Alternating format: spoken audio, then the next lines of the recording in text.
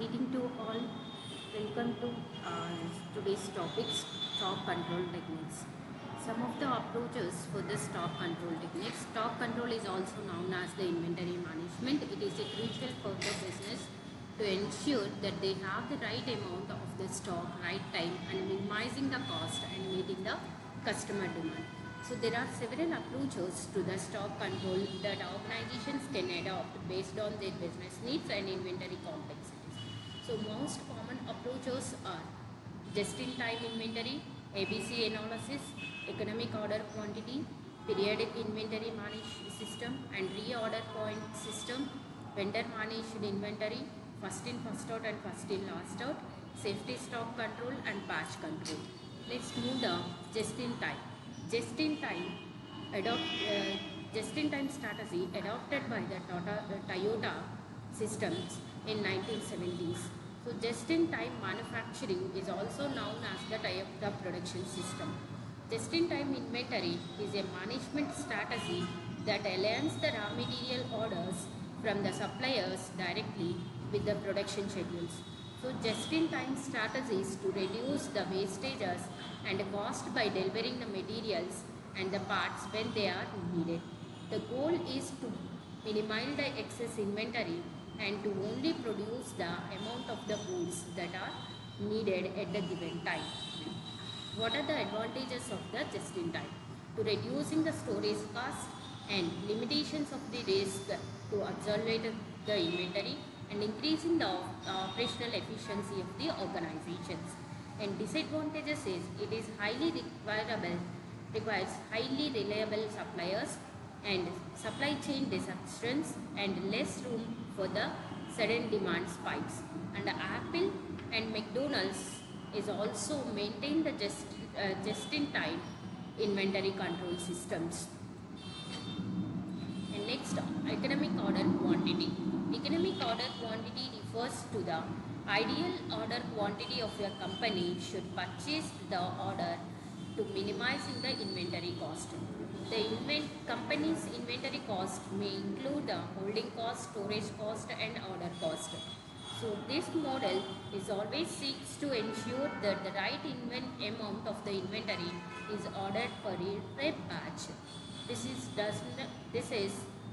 So a company does not have make orders too frequently and there is not excess of the inventory for sitting on hand. EOQ always calculated by the square root of 2 into S into D by H.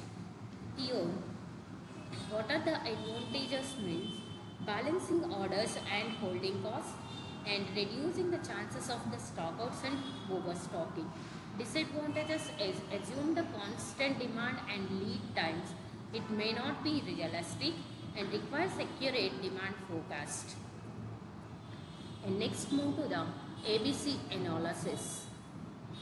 ABC analysis, it is giving us a prioritize of the inventory items based on their value and importance of the business. So the approach is divided into the three categories, that is the A items, B items and C items. A items is representing as the high value of the items with the low sales frequencies and it is contributing as the 80% of the revenues with the 20% of the usages. And B items refers to the moderate value items with the moderate sales frequencies. And C items is the low level items with the high sale frequency and it contributing the 10% of the revenues of the organizations uses of the 50% of the items. The ABC analysis is always helpful to the focus on attention of the most critical items, that is the A items. And it is also efficiently usage of the resources to managing the stock. And it is having some of the disadvantages also. It may not address the demand volatility for the low value items and requires the regular analysis and categorization. It leads to increasing of the cost. And next move on to the perpetual inventory system control.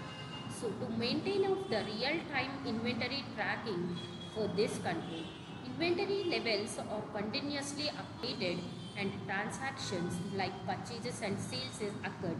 At that time we have to continuously updated of each and every transactions, and it is also typically done through the computerized system, and providing us the up-to-date inventory sales and help to reducing the stock dispensaries and enable to better decision making based on the real-time data. These are all the advantages. And disadvantages means we have to requiring the investment, high investment on the quality in the management of the technology, and it still need the periodic real physical counts for accuracies. And next move on to the periodic inventory system control. Periodic inventory system controls track the inventory levels at a specific intervals and rather than the continuously. So this approaches is the updating of the levels after physical counts is conducted at the regular inventories, that is the monthly, quarterly, half yearly and yearly. So perpetually it is computerized of the all the levels of the inventory, but here the periodic inventories control is also needed. So it is always conducted the regular events by a physical things, and in this periodic inventory system control to simplify and cost effectively for your small businesses, and it is also reducing the needs for the constant record keepings. And disadvantages is it is less accurate than the perpetual systems and increasing the risk of the stock outs between the counting periods, because stock outs and stock overstocking is main effect of the inventory management of stores management. So we have to increasing the risk for the between of the counting period. We have to counting as a monthly and quarterly. At that time the counting period is long, so some of the inventory products is not available at the time of the point, so it is getting us the risk of the stock outs. And next one is the reorder point system. So the reorder point is set, and when the inventory falls to this level, the new order is placed, that is called as the reorder one, and it is always depends upon the average time and lead time. So the maintenance the adequate stock levels by the reordering at that right time. So what are the advantages means it helps to prevent us the stockouts and simple to implement for the business with a periodical demand. And disadvantages is not suitable for the fluctuating demand patterns and requires continuously monitoring of the stock levels. And how we can calculate in the reorder point systems, it is given as the average demand into lead time plus safety stock, or else average demand divided by lead time plus safety stock. And next move on to the next one, vendor managed inventory system. Vendor managed inventory systems, it is completely depends upon the supply monitors and buyers inventory levels. So when the suppliers is monitoring the total buyers inventory levels, means buyers purchasing power, purchasing power, and managing the replacement of the process.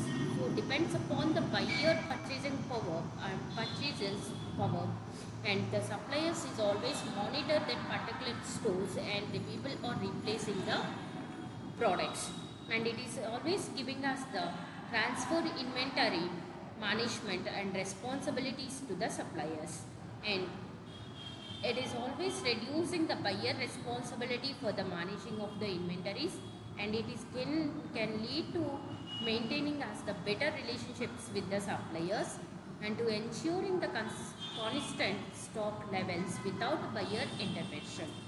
And disadvantages are relies the heavily on the supplier's performance and communications and reducing the buyer's control over the inventory decisions. And next move on to the next one, first in first out and last in last out. So first in first out and last in first out is the issuing methods of the inventory management. So it is calculated the total value of the product in that particular when we have the issue of the or receiving of the particular products. First in first out. First in first out always determine the order in which stock is sold or used, in a first basis. So it we are assuming the old stock used is or sold first and next stock is go for the next level. And common for the perishable goods to avoid the spoilages. First in, first out is always giving the priority of the perishable goods to avoiding the spoilages like milk, vegetables and leafy vegetables like this. And it is also helpful to the inventory to maintaining as the fresh way. And what are the advantages means it is easy to understand and implementing and accepted the international financial report standards, and it reflects the more recent prices and providing the more accurate reputation of the inventory value. And what are the disadvantages? Disadvantages are higher profits can lead to higher tax liabilities. Inventory cost may not match the current market prices, potentially seeking the cost of the goods sold. And next one is the last in first out. Last in first out is assumes the most recently purchased stock is used or sold in a first month, and it relay the user to practices but may benefit to certain tax or inflation scenarios. And it is having as the lowest inventory rate, lower reported profits during the inflation periods can also lead the tax liabilities, and it can help in the managing the earnings by manipulating the inventory levels, and more the complicated to implement the and maintain the last in first out, and older is the first older potentially absolute cost and remaining on the balance sheet, destroying the inventory value, not accepted by the international financial report standards, limiting its uses internationally. Means once last in first out, it is very critical to applying in the managing of the inventory management, and it is also leads to the destroying of the value of the inventory, because the last purchases is issues in first, so automatically older is having as the destroying of that particular values. This is the first in last out and last in first out controllings. And next one is the safety stock control. To maintain the additional stock is held beyond the expected demand to prevent the stockouts during the unexpected fluctuations. It also leads to the to protect against supply chain dispersions and demand variabilities, and reducing the risk of the loss of the sales due to the stockouts. And disadvantages are increases the holding cost. It may be lead to excess inventory to manage it in a proper way. So safety stock calculated by maximum daily sales into maximum lead time minus average daily sales into average lead time. And next one is the batch control.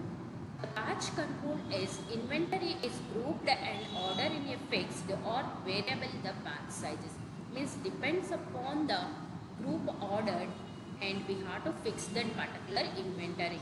And it is also variable, depends upon the batch. For example, in the batch of 2 or 3 members is there, so we have to manufacturing that particular batch, and otherwise we have depends upon the demand variabilities, and the batches is also variable for that particular sizes.